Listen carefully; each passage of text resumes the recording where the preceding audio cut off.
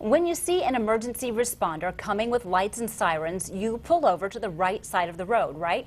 Well, firefighters and paramedics say that does not always happen, and that makes a very dangerous situation for both them and everyone else on the road.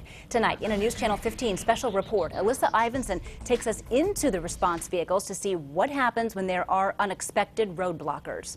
Well, the Fort Wayne Fire Department came to us with a problem. Drivers don't always do what they should when firefighters are trying to get to an emergency call. Over the last several months, we took our cameras out with emergency responders to see these roadblockers firsthand. Reported fire alarm. When fire trucks race down the road, they aren't just going to an emergency.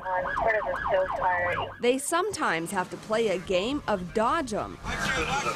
They stop in the middle of the road, so it ends up almost being an obstacle course trying to go in and out of the vehicles to try and get through an intersection or get down the road. They just either slam on their brake or who knows what they're going to do. Sometimes they pull to the left. Zigzagging around vehicles is not only unsafe, it can hurt response times. If we have to be delayed trying to get to the scene, it's going to, it could affect the outcome of the patient. Over the last few months, News Channel 15 rode along with several different emergency responders, and it didn't take long to find drivers causing danger.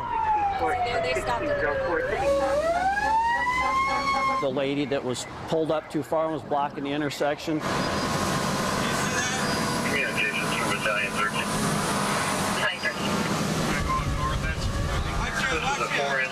Did you catch that last one? Let's take a closer look. The car almost hits the fire battalion chief and then starts backing up toward the fire truck.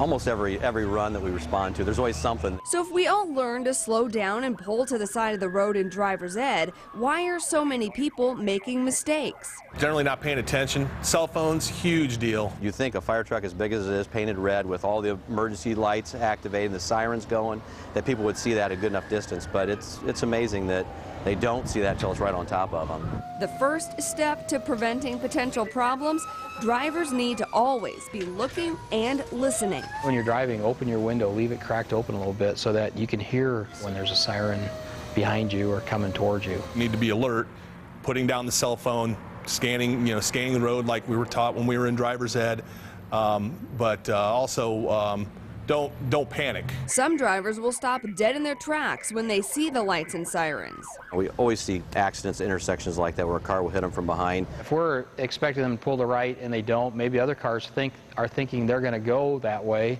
and then they end up hitting them. Instead, slow down and use a signal to show your next move. It let me know they were aware I was there and that they weren't going to be a problem with me going around them. But what if all the lanes are full of cars, or if you're all the way over to the left? If the other vehicle is coming from their direction, notice that there's an emergency vehicle there and everybody's stopped, and we're behind you, we have no way of getting to the left of you, then somebody's going to have to move the traffic through, proceed through the intersection, and pull off to the side of the road and let us go by and then just continue on. And don't forget, if you're driving the opposite way, you aren't exempt. Unless you're on an interstate with a median in the middle, you need to stop.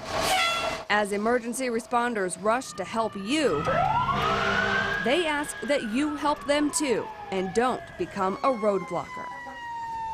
Of course, these rules of the road apply to all emergency response vehicles, including police, even though you didn't see them in this story.